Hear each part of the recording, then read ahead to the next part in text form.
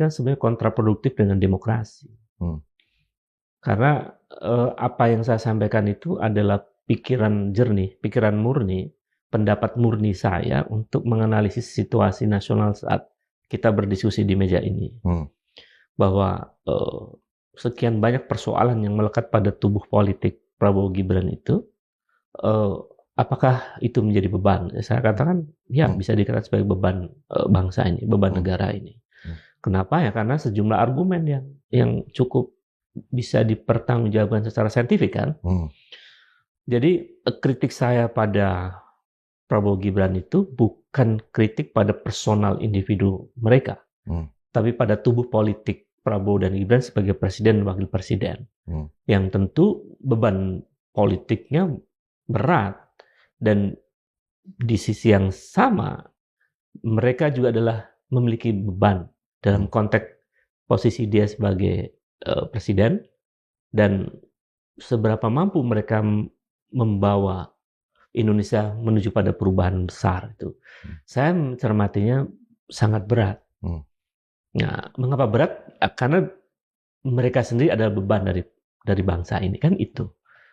Apa yang disebut dengan beban itu kan itu penting tuh untuk kita cermati. Mengapa mereka kita sebut sebagai beban? Sebelumnya saya katakan di dalam video itu yang ada di Forum Keadilan TV ini, bahwa rezim sebelumnya juga menjadi beban. Warisan-warisan problem era Joko Widodo itu yang begitu berat, itu kan melekat pada rezim sekarang.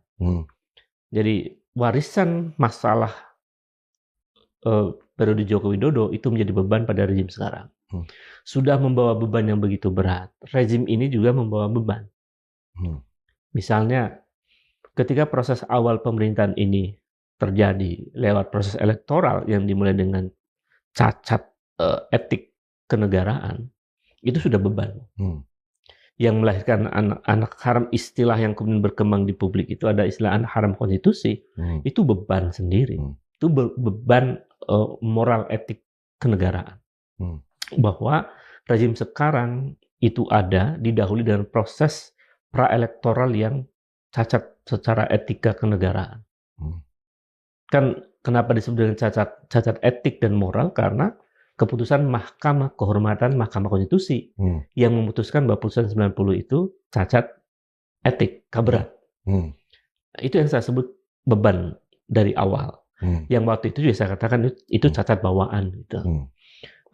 Belum lagi ya, itu dari sisi wapresnya kan, sisi presidennya punya beban masa lalu yang semua orang tahu gitu, bahwa masa lalu yang pernah mengalami masa yang kelam dalam soal hak asasi manusia.